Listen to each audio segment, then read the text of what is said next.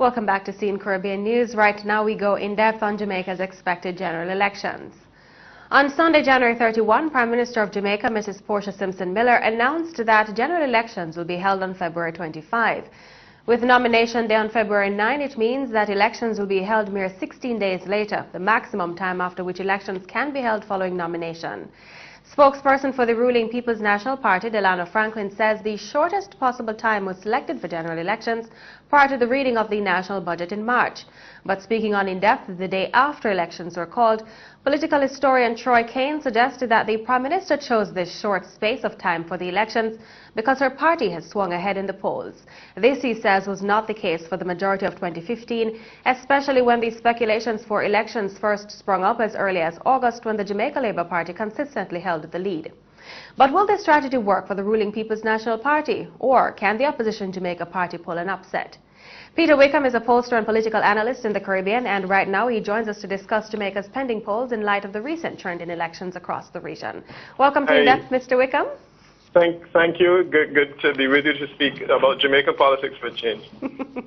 Now, these short span elections mirror a move done in St. Kitts and Nevis last February. However, at the time, the government of the day was unseated. When St. Kitts held elections in 2015, was the shortest time a factor in the government's loss? And is that something that's a possibility in Jamaica?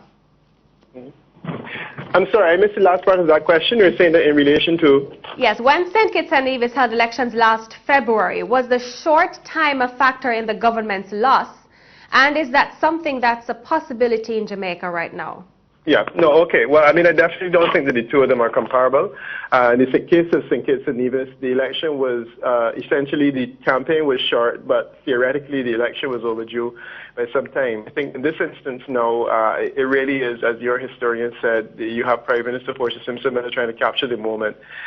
Strategically, I think it makes a whole lot of sense. I think it's very different to the St. Kitts and Nevis scenario, and presumably she's trying to capture a moment, and it should pay political dividends. So I think it's good politics, and I don't think that it will be a negative for her going forward.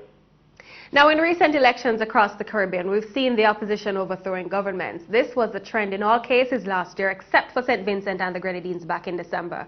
Now, taking into consideration the fact that Jamaica's opposition was leading in the major polls last year, is Jamaica likely to continue the recent trend of the opposition parties usurping power?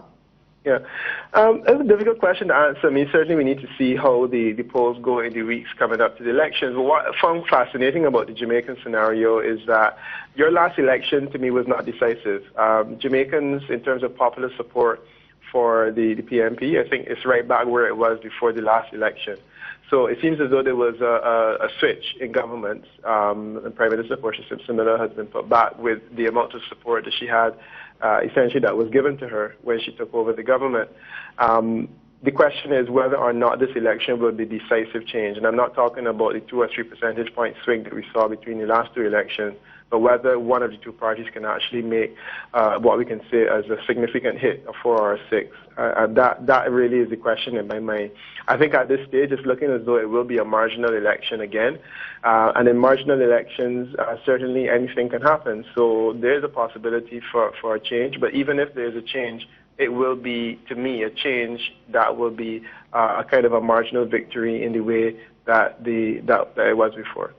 Okay, now the opposition led the poll results up to the end of last year. Early this year, there was a change for the PNP, though a very marginal lead. You mentioned in an earlier conversation today that a new poll is out. Can you share with us the results of that poll? No, I mean, I'm reading what I'm seeing in Jamaica press is suggesting that the government, Prime Minister Portia Simpson Miller's PNP, is in lead. And that was the poll that I was reading from the Jamaica press. I'm not sure who it was commissioned by, but the understanding that I have is that it is now in the lead. But as I was saying just now, when you're looking at a situation where you're looking at a 2 or 3 percentage point swing, which seems to be what the polls are saying, it is entirely possible that this could be the case today, and then in another week the situation could change, because that type of swing is extremely vulnerable and susceptible to changes in public opinion and shifts. Jamaica has a larger number of seats than the rest of the Caribbean, so in the Caribbean we have small swings and you see a big shift in seats. I think in the case of Jamaica, the shift in seats might be considerably smaller than we've been seeing in the other Caribbean islands. Okay. Now my next question to you is based strictly on your expertise as a pollster. The University of the West Indies has released 2 polls predicting a victory for the People's National Party, but their methods of arriving at their results was a bit unorthodox. Instead of asking public opinion, they used statistics from past elections. How accurate are these types of polling? Well, I mean, I guess that's not really a poll, that's a projection, and I'm familiar with the techniques. Certainly, if you were able to refine your statistical analysis in a way that's sophisticated, and you have a sufficiently large number of data points, you should be able to make a projection, all things being equal.